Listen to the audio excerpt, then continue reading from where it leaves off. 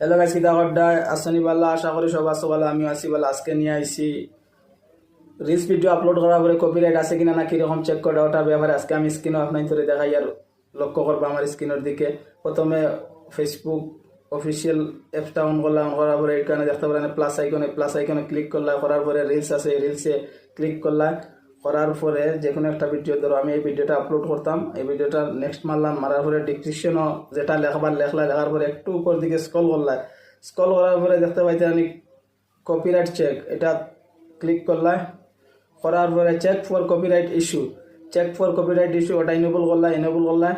নিচে setting for future reels, এটা click right চিহ্ন মারলাম, মারার পরে উপরে দেখেন রাইট সাইডে এটা আছে ডানও মারলাম। মারার পরে ওই দেখতে পারেন কপিরাইট চেক ইনেবল, ওটা আবার ক্লিক করলাম। করার পরে দেখতে পাইছিলাম আমার এটা অন করে আমি রাখছি।